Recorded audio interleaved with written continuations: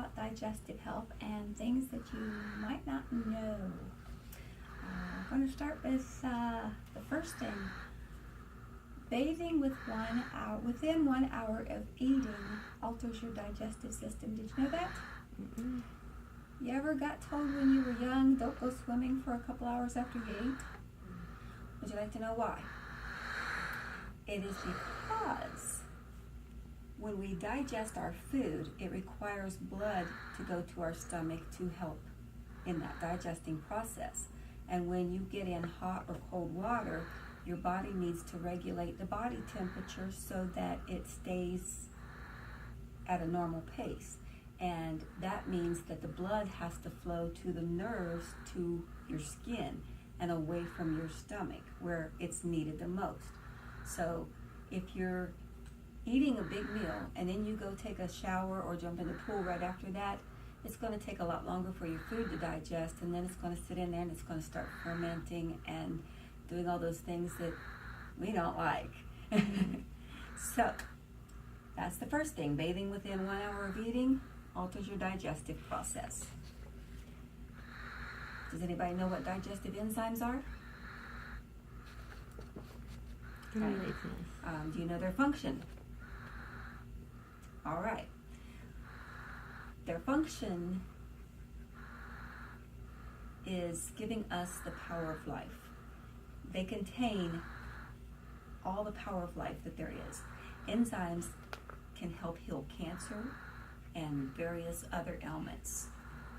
They help to digest our food. Have you ever heard that the papain from pineapple or the bromelain, that helps give you a better digestive process when you eat it? If you eat stuff like that for 30 minutes before you eat your meal, it helps you to digest a lot easier. Some enzyme-rich foods are papaya, pineapple. Eat those within 15 to 30 minutes before a meal. Bee pollen, fermented veggies like sauerkraut and beets, carrots, pickles. Melons are very rich in enzymes.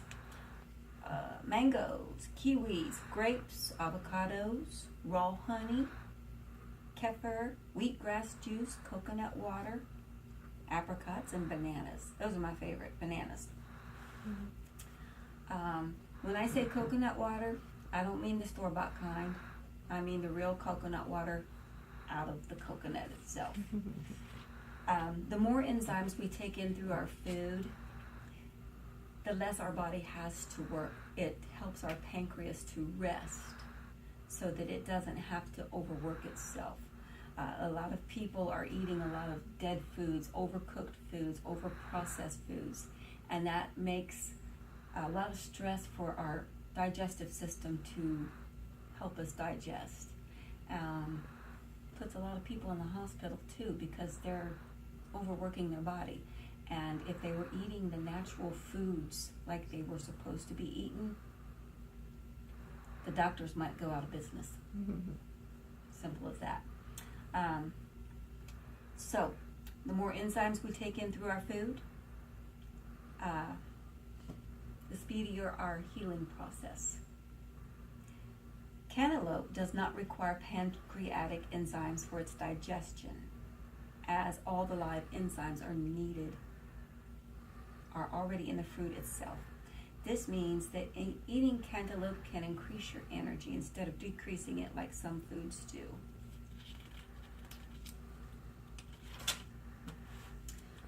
When we cook our food, those much needed enzymes get killed off.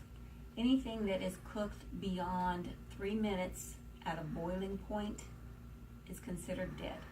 You have successfully killed off every enzyme in that piece of food. So we suggest that you steam your food lightly. Most vegetables take 3 to 5 minutes. Root vegetables, 8 to 10 minutes, if that. It's best to eat a diet that is 80% raw and 20% cooked, if you can. Not a lot of people can handle a lot of raw food. There are some foods that are better cooked, and there are some foods that are better raw. The ones that are better cooked would be things like broccoli and Brussels sprouts, cauliflower, carrots. Cooking them lightly brings out those nutrients. The importance of enzymes is to break down our food components into useful nutrients and make them available to our body. When we're not getting our nutrients, we suffer fatigue and chronic ailments. How many of you get the flu or a cold more than once a year or every 2 years? You're eating good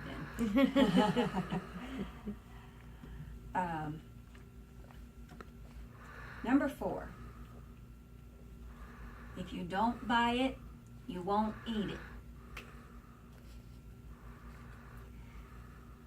I would suggest stocking your refrigerator with organic produce like fruits, nuts, seeds, vegetables. And if you're a meat eater, I would highly suggest grass-fed, pasture-raised, free-range meat and eggs, because they do not feed them grains that have been laden with chemical pesticides or genetically modified.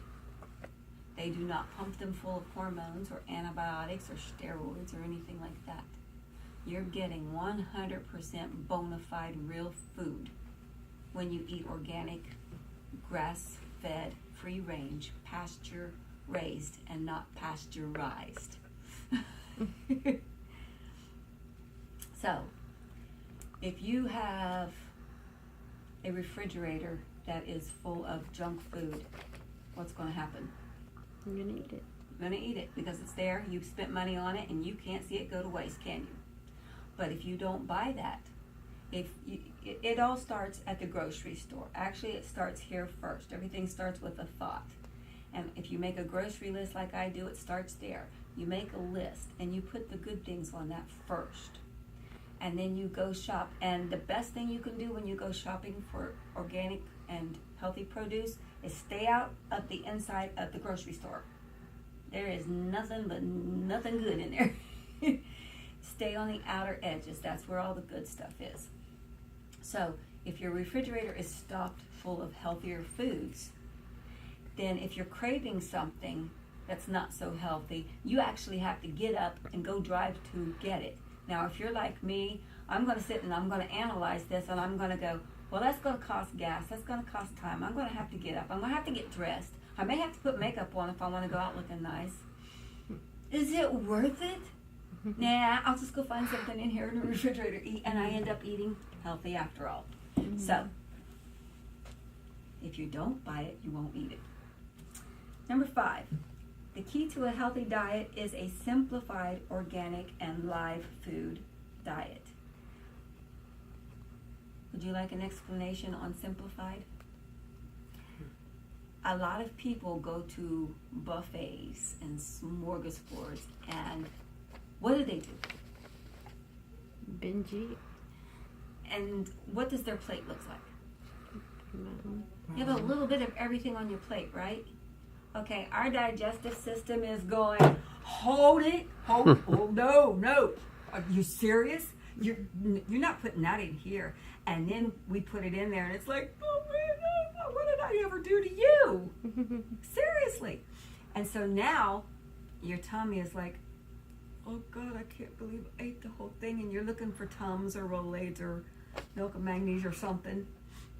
If you're like most people who have been on the SAD diet, which is the standard American diet, I've been there. That's why I'm here today, because it was a very sad diet. And the last thing it was healthy. So what happens then is you're putting more than 4 to 6 different types of food in your stomach. And a lot of people surf and turf. Vegetables and meat and potato. I've seen a lot of people go get 3 or 4 different kinds of meat. That's never a good thing to do, because each different meat, fish digests the easiest, then there's chicken, which is next to fish, then there is beef, which is harder to digest, and so on. The more condensed the meat is, the harder it is for you to digest, the longer it takes.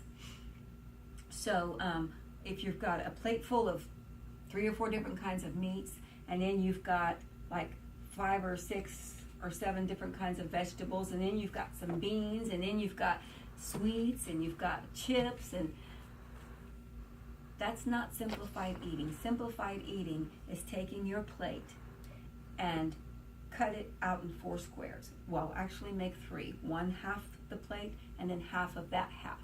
And on that big half, you should have nothing but vegetables. And on one of the quarters, 3 to 4 ounces of meat or a vegetarian protein. Okay, and then in the other quarter could be if you're having a meat, you want to keep it simple with non-starchy vegetables, which if you look at this here, this is a diagram to show you what is the best combination of foods when your digestive system is not at optimum performance. All the things that are connected with green, like starches, potatoes, carrots. Carrots are a lower starch, but potatoes, sweet potatoes, beans, rice, all of those mix well with vegetables. Okay? They do not mix with proteins.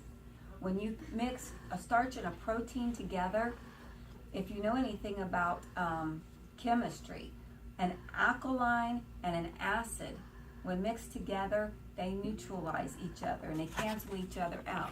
So our body, our digestive system, it has different environments for digesting these different chemical makeups of food.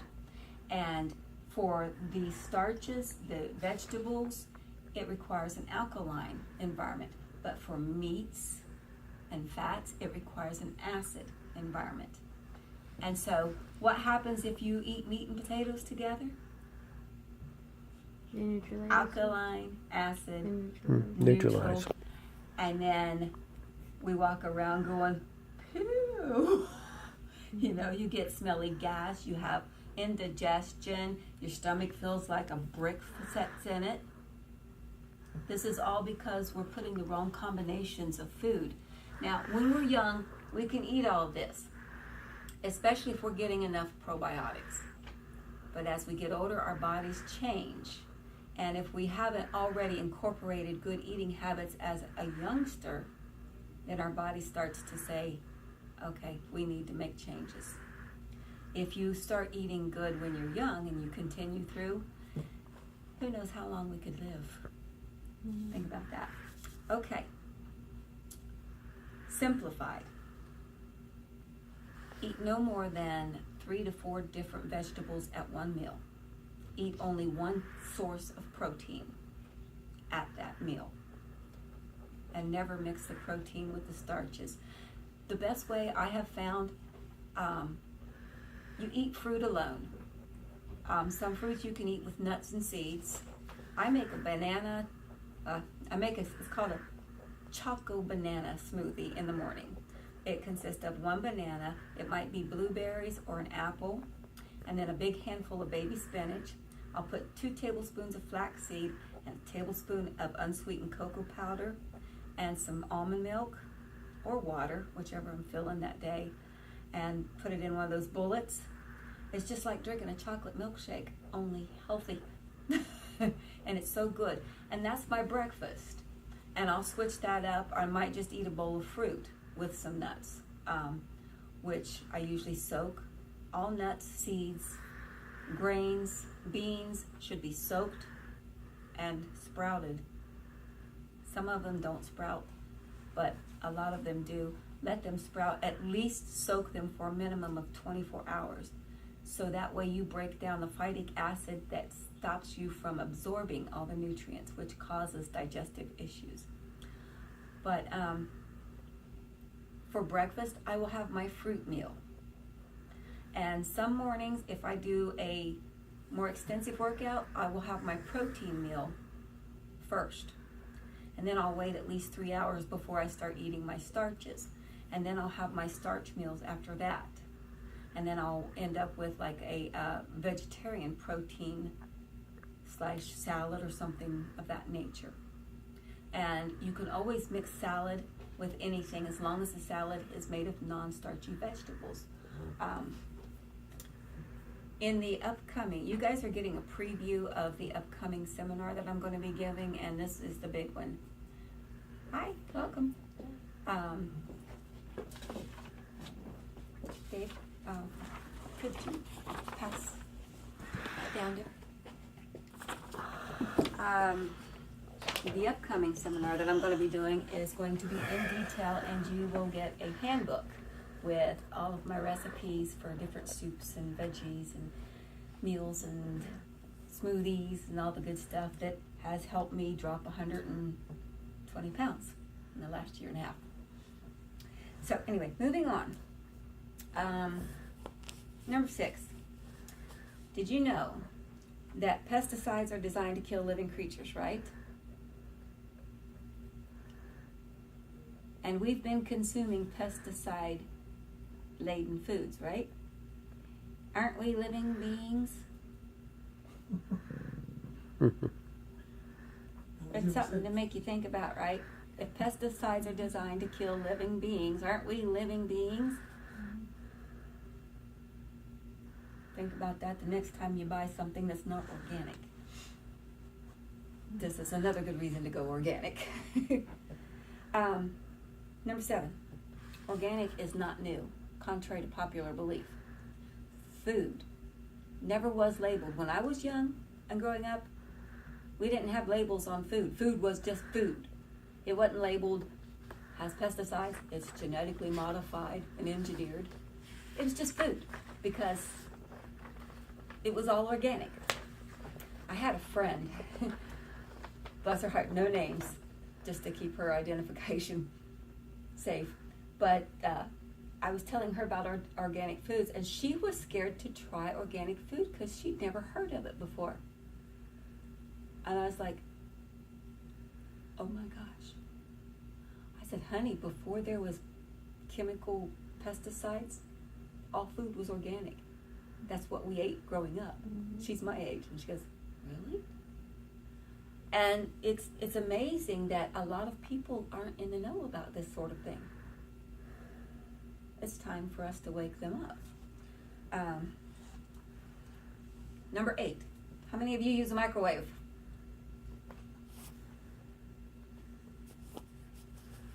Did you know that those microwaves disorganize the energetic field of your food? Did you know that radiation destroys those much needed enzymes in your food? Just like overcooking it? I got rid of my microwave years ago, and I have been happier since. Number 9. If we eat less, we live longer. Some people might not like the sound of that. If we eat less, we live longer. Does anyone know how?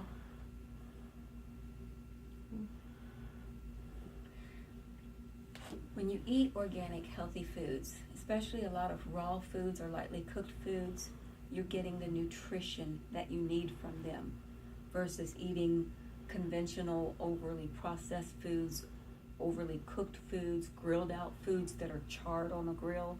Those things have lost all of their nutrient value, so people overeat trying to compensate for the nutrients that have been killed off.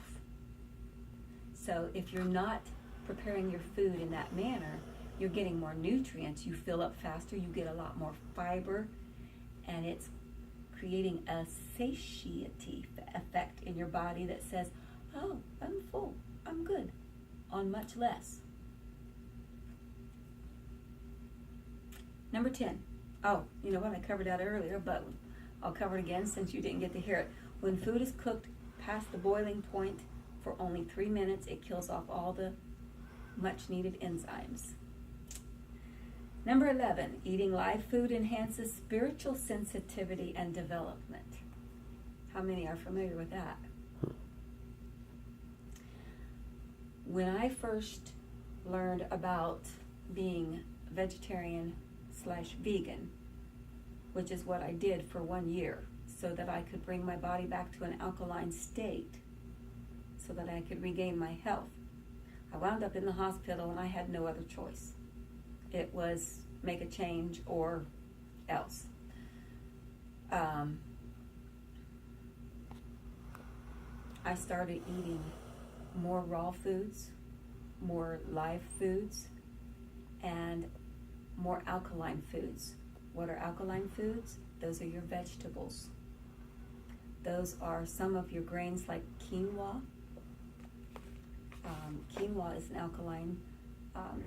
Contrary to popular belief, lemons and limes, they may be acidic, but they create an alkaline situation in your body. That's why they say to put a slice of lemon in your water. It helps to make your water more alkaline. And it also has a lot of good enzymes to help your digestive system and promote a healthier bowel function. Number 12, bowel movements. This is something that nobody likes to talk about, and I used to be embarrassed about it, but you know what? Your health relies on healthy bowel movements. If you're not getting enough fiber, women need at least 25 milligrams of fiber a day. Milligrams, grams. I think it's grams. Grams. And men need at least 35 to 38 grams a day. 90% of the world's population is getting half of that. If you're going to the bathroom only once a day, check your fiber intake. You should actually be going to the bathroom and eliminating after every good meal. I'm not talking about a snack, but after every full meal. If you have a sit-down full plate meal, you should be going to the bathroom within at least 30 minutes afterwards. If you're not, you are technically considered constipated. Okay?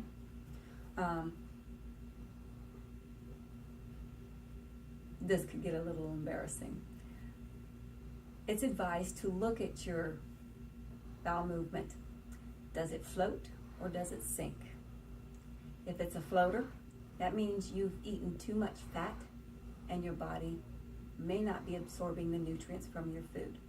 If it sinks, you're in great shape, especially if it's in a log form, because that means that your fat intake is optimum and you're getting your fiber. But if the bowel movement is in little pebbles, that means you're not getting enough fiber. So these are things to look out for when you have a bowel movement.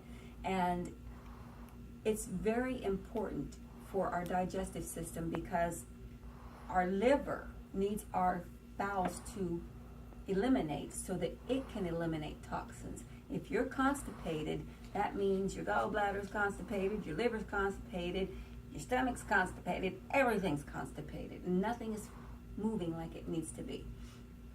So, moving on to number 13. How many sugar addicts are in here? Oof. I was probably the biggest one. Did you know that sugar is the primary culprit behind disease because it feeds mold, fungus, yeast, and viruses? This is called Nature's Composting Tools. There's a book out called Rainbow Green Live Food Cuisine by Gabrielle Cousins. You're familiar with it. As a matter of fact, she picked it up from the library for me. A lot of great, wonderful recipes. She got to try some of them, so she can vouch that raw food, live food is really satisfying when you know how to prepare your food. Number 14, did you know that your thoughts can be acidic as well? Like meat is acidic and drugs are acidic and sugar is acidic. And an acidic body harbors cancer cells. Did you know that if you have a more alkaline body, that cancer cells and viruses simply cannot live in that environment? They require acid to survive. Alkaline kills those things. So, because thoughts can be toxic, when you prepare your food, you want to prepare your food with an attitude of gratitude. As a matter of fact, you want to live your life with an attitude of gratitude. When you wake up in the morning, what's the first thing you do? Anyone? When you first roll out of bed, what's the first thing you want?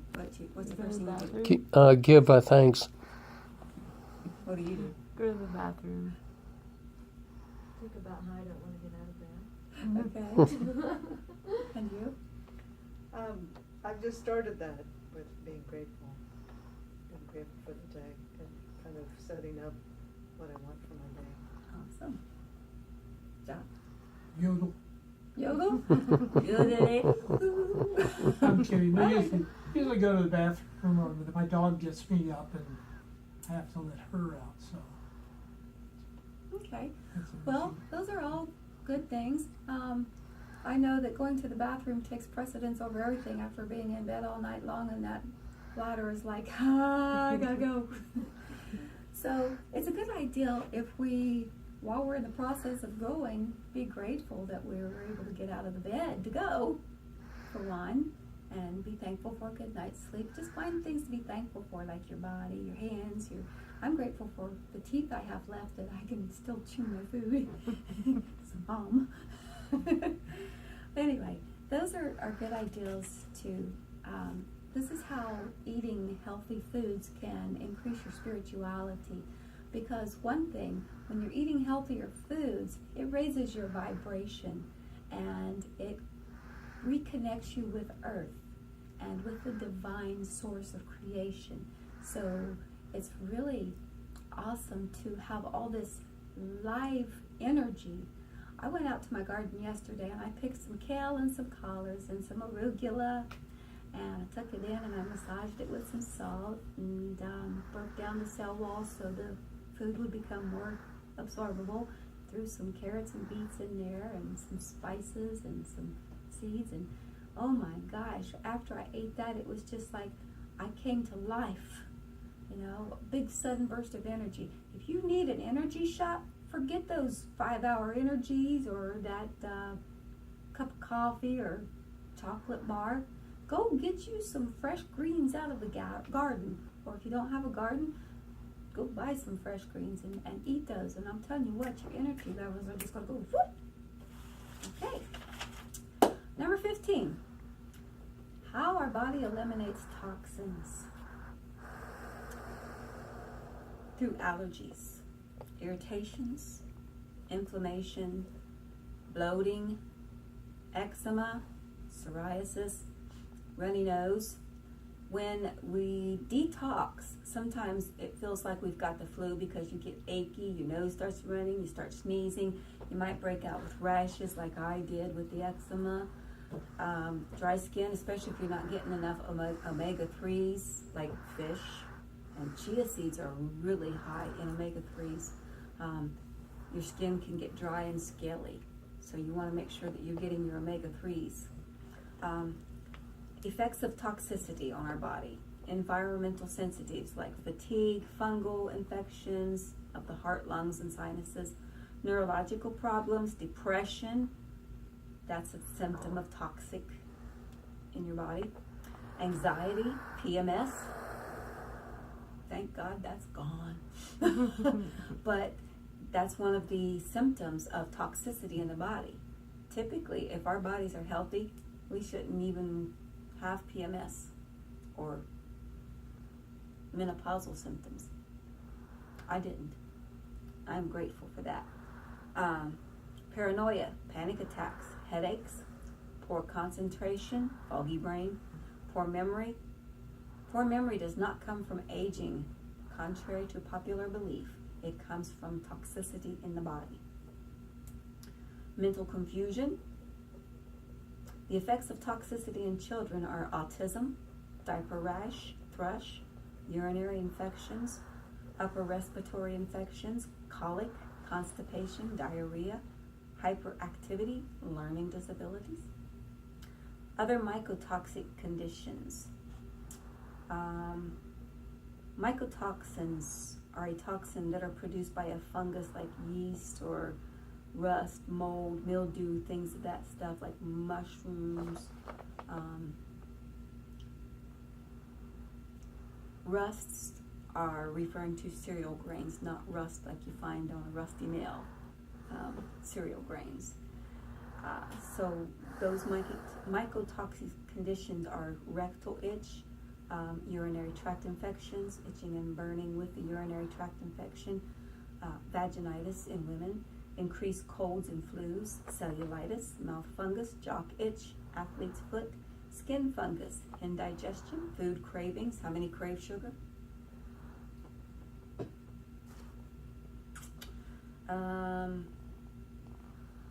Intestinal pain, chronic fatigue, asthma, hemorrhoids, dry itchy skin, receding gums, dizziness, joint pain, bad breath, diabetes, heartburn, dry mouth, PMS, menstrual problems, irritable nervous system, puffy eyes, decreased sex drive, vaginal yeast infections, hay fever, acne, excessive gas, low blood sugar, imbalances, muscle aches and pains, and general feelings of ill health.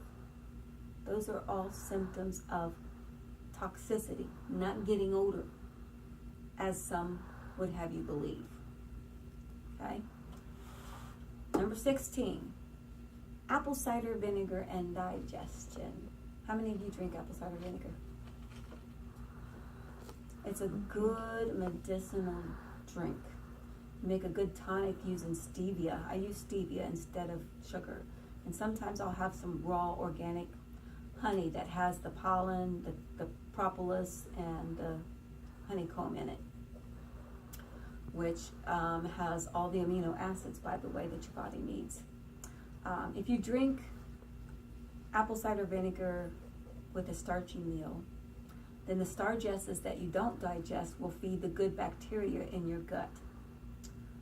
Carol Johnston referred to this, and she said that using unfiltered raw organic vinegar with the mother that has a blob in it is the best for this. And this is true. This is what I use because it has all those enzymes and it has those live probiotics in it.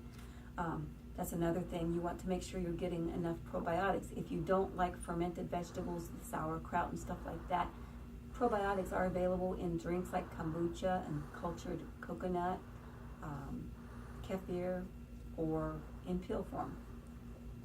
Vinegar does block some of the digestion of starch, but not 100%. It definitely prevents some of the starch from being digested and raising your blood sugar. A lot of diabetics are better off, if they're going to have a starch in their meal, to have vinegar with it. That way it inhibits the spike, the insulin spike that comes along with the starches.